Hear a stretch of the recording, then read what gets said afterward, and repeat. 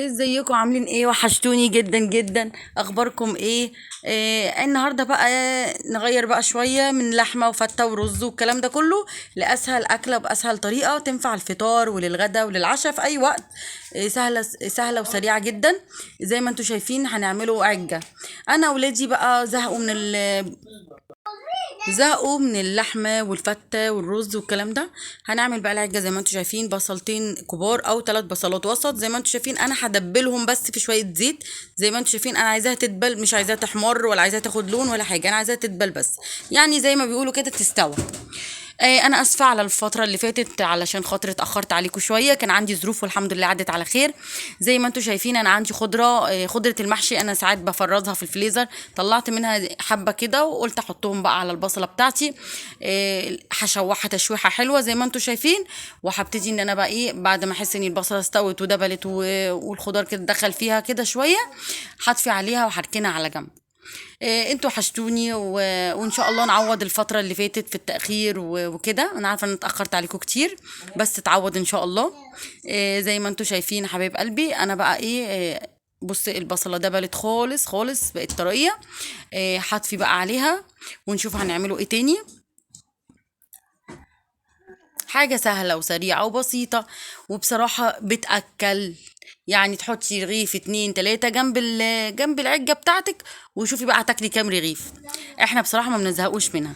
في ناس بتعملها صينية، يعني بتعملها كلها على بعضها وتحطها في صينية وفي الفرن، بس انا مش بحب كده.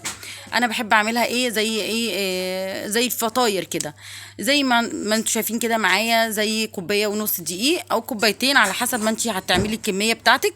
وطبعا علشان خاطر نوفر شويه، انا مش هعمل ببيض ياما، انا هعمل ببيضتين بس.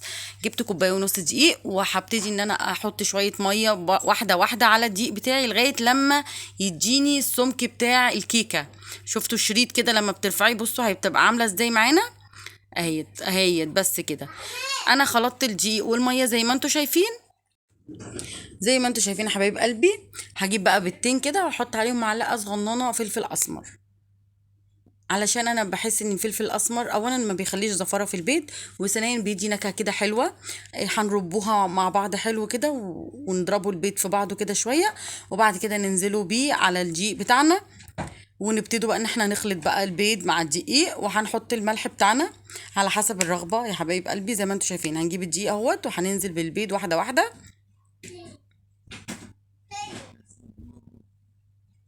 وهنبتدي ان احنا نخلط البيض والدقيق. وهنبتدي بقى انا اشوف بقى الحدق بتاعي. انا كده خلطته واحط بقى الملح، طبعا الملح ده حسب الذوقيات، بس قبل ما احط الملح هنزل بالخليط بتاعي اللي هو البصل بالخضره اللي احنا شوحناهم بشويه زيت على النار.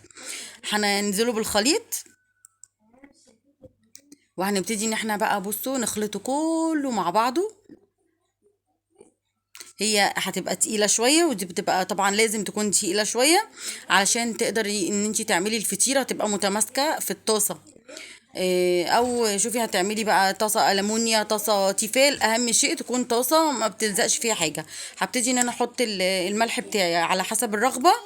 ودوقي كده بحرف المعلقة علشان ما تبقاش حادقة منك قوي وما تبقاش عدبة، عايزينها تبقى مظبوطة. انا كده الحدق بتاعي مظبوط. هشوف بقى هعمل ايه. انا خلطتها كله مع بعضه. بصراحة عيالي بيحبوا الأكلة دي، ولادي بيطلبوها على طول كمان. وسهلة وسريعة. جبت الطاسة دي عندي ما بيلزقش فيها الحاجة. فأنا في ناس بقى عندهم ألمونيا كده، وفي ناس عندهم اللي هو التيفال، ولو عندك التيفال يستحسن يعني. هتبتدي بقى انت تحطي زي مغرفة ونص زي ما انتوا شايفين كده، انا حطيت مغرفة ونص. وهنبتدي ان احنا زي ما انتوا شايفين كده نفردهم.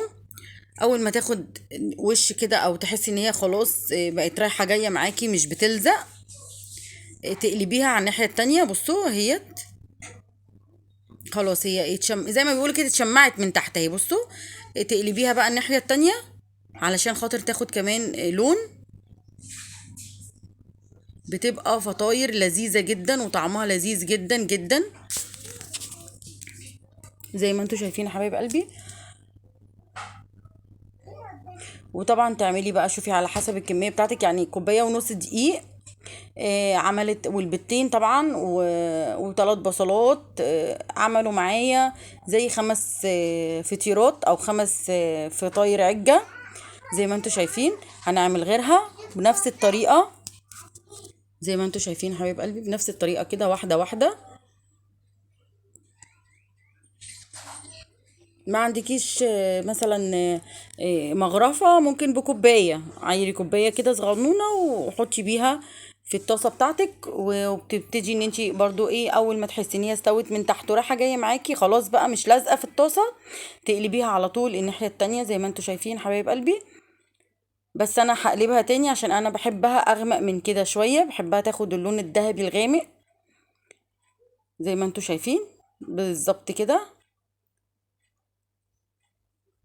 حاجة كده بسيطة وسهلة وبتأكل فعلا فعلا، بتغنيكي عن انك تطبخي او تعملي اكل، حاجة سريعة جدا وبصوا يعني وتشبع جدا جدا للاولاد زي ما انتوا شايفين. هنكمل بقية الفطاير بتاعتنا او فطاير العجة بتاعتنا زي ما انتوا هتسموها.